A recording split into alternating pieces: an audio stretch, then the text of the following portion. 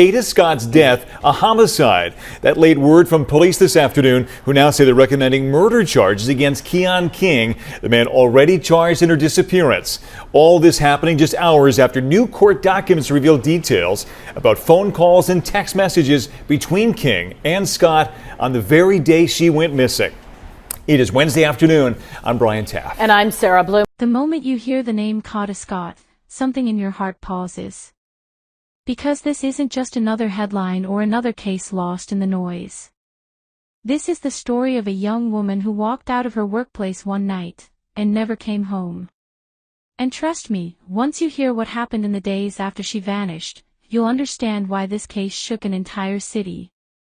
But before we go deep, please, if you care about stories that deserve justice and voices that shouldn't be forgotten, like this video, subscribe, and click the bell icon so you never miss anything from Homeny crime.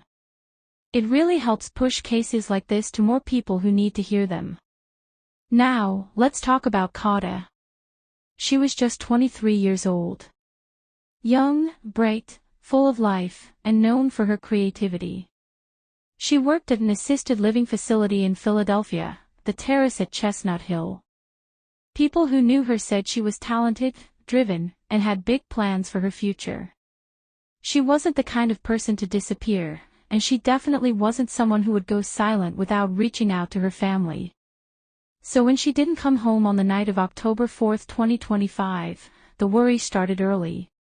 Her family immediately knew something was wrong. Kada wasn't irresponsible. She wasn't unpredictable. And she wasn't the type to cut communication. But what made everything worse is that she had been receiving unsettling, persistent messages from the same phone number not long before she vanished. Enough to make anyone uneasy. Her workplace parking lot was the last confirmed place she was seen. She had come in for her overnight shift. Everything seemed normal. But somewhere between showing up and the next morning, something happened. Something that completely broke the pattern of her life. The next day, when her family didn't hear from her, they reported her missing. And from that moment forward, the city of Philadelphia just felt tense. There was this heaviness in the community, like everyone could sense that this wasn't a simple disappearance. This wasn't someone walking away willingly. Something felt off from the very beginning. Police immediately started digging into her digital footprint. They checked her phone records, her last messages, her social media activity, and everything stopped suddenly the night she vanished. No calls. No posts. No signs of life. And remember, this was a young woman who was always connected, always reachable. As detectives pieced together her last known movements, one thing became clear: the person she had been communicating with shortly before she disappeared was someone they needed to look at closely. And that's where the tension in this case really started to climb. Because once that connection came to light, the story shifted from missing person to something far darker. Following breaking news, investigators have found female human remains in their search for Kada Scott. Investigators say an anonymous tip led them to remains in a shallow grave in the Germantown section of the city. That site was near an abandoned elementary school near Aubrey Arboretum. As investigators kept digging, one name started appearing again and again in Kada's digital trail: a 21-year-old man named Keon King. Now, let me be clear, at this point in the story, police weren't announcing everything publicly. But people close to the case understood that he had been in contact with her just hours before she vanished. And when a woman disappears, you always look at the last person who spoke to her. Police started connecting dots. Surveillance cameras around the area. Phone records. The movements of certain cars that night. And slowly, the picture got clearer, but also much more disturbing. It wasn't just that Kada went missing, it was the alarming silence surrounding her disappearance.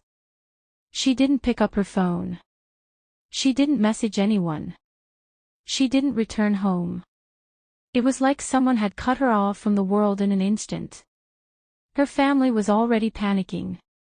Days were passing, but the worry didn't ease. In fact, it got worse. Because when young women disappear and there are no signs of life, people know the clock is ticking. Community volunteers went out searching. Social media spread her photo everywhere. Flyers went up across Philadelphia. Everyone was hoping for one thing, that maybe, somehow, she'd just walk in and say she was okay. It says they're looking at other people for their possible criminal involvement. We can confirm through sources it is believed that Kada Scott dies no more than... But instead, more clues started surfacing. Police began looking at a car they believed was connected to her disappearance. They followed footage, cell tower data, and digital timestamps. And that's when the tension in this case hit its peak. Because suddenly, an anonymous tip came in. Someone claimed that a very specific area needed to be checked again, a wooded patch behind an abandoned school in East Germantown. Now, if you know Philadelphia, you know how many empty buildings and overgrown lots sit around the city. But when someone tells police, go back to that spot, it means they're not just guessing. They know something. They've heard something. Or they've seen something. So detectives returned to the old school grounds, the abandoned H. Lewis Middle School. This time with a different level of focus. And when officers started searching the area, using drones, dogs, and specialized units, the energy shifted. Even before anything was confirmed, you could feel that this wasn't going to end the way everyone hoped. Days earlier, people were praying for a miracle. But now, the search team moved quietly, intensely, and with a sense of dread. Everyone knew what it meant when investigators started marking off areas and calling for additional units. It was the moment the entire city had been holding its breath for, the moment that would change the case forever. Because when they looked closer at that wooded area behind the abandoned school, they found something that confirmed everyone's worst fear. When officers searched that wooded patch behind the abandoned school, everything suddenly went quiet. You know that kind of silence where even the wind stops? That's the kind of silence that fell over the scene. Because within moments, investigators realized they had found human remains. And deep down, everybody already knew who it was. When authorities confirmed it was Kada Scott, the entire city reacted. Some people cried. Some people got angry. Some people just sat down and felt numb. Because this wasn't just a missing person anymore, this was a homicide investigation. And the heartbreaking part is that Kada's family had been praying for a different outcome every single day. From there, the case sped up fast. Detectives already had a direction, but now they had a destination.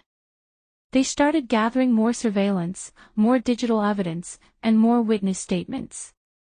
Phone records. Text messages.